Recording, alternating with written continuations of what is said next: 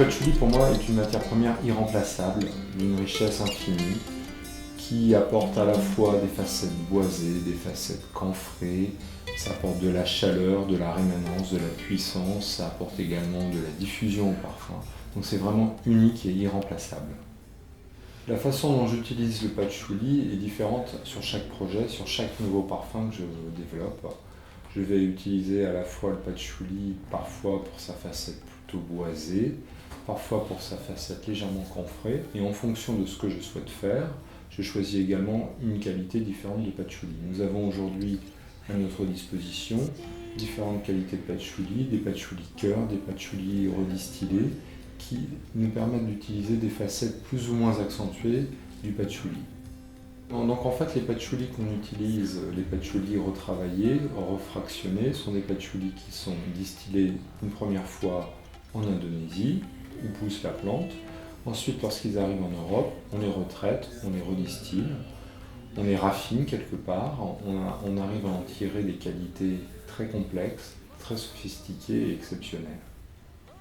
La réputation du patchouli a toujours été une réputation un peu sulfureuse parce qu'il est lié effectivement aux cocottes qui portaient des châles en cachemire, et le patchouli voyageant avec ses étoiles au XIXe siècle a toujours emmené avec lui cette réputation un petit peu de mauvaise vie, etc. Mais je pense que c'est avant tout lié à sa facette olfactive qui est extrêmement sexy. Pour moi, le patchouli n'a pas de sexe, il n'a pas de genre, il est à la fois masculin et féminin. Il est très utilisé en parfumerie féminine, mais également en parfumerie masculine.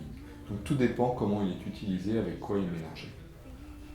Si le patchouli est associé à des notes plus ambrées, plus tonka, vanille, ça va évidemment lui conférer une facette plus féminine.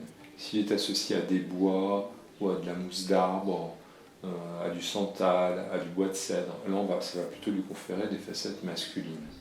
Le patchouli est un des éléments de l'accord fougère. Quand on parle d'accord fougère en parfumerie, en fait ça fait référence à la fougère royale d'Houbigant. Donc c'était un parfum qui était composé de bergamote, de cystolabdanum, de patchouli, de mousse de chêne et de géranium et de lavande aussi. Donc c'est en général ces éléments qui constituent l'accord fougère. Alors plus ou moins, les 6 ingrédients ne sont pas forcément présents à chaque fois, mais en tout cas, au moins une bonne partie d'entre eux doit être présent dans l'accord pour lui conférer ce fameux accord fougère.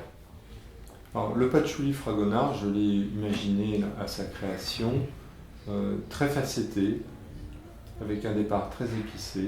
On sent toutes ces notes un peu poivrées, légèrement safran.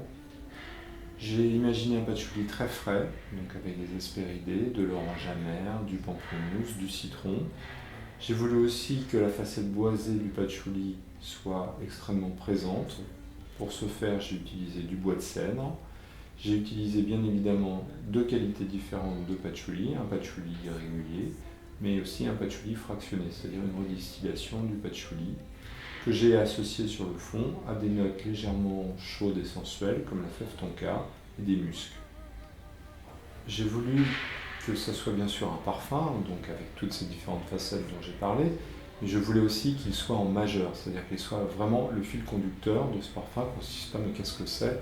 On voulait bien évidemment que ça soit un vrai patchouli, c'est-à-dire que quand on le sent, on sache que c'est un patchouli, mais également un patchouli sophistiqué, avec toutes ces petites facettes dont j'ai parlé, de notes musquées, de notes ambrées, de notes boisées, de notes hespéridées, mais vraiment que le patchouli soit l'élément majeur et moteur du parfum.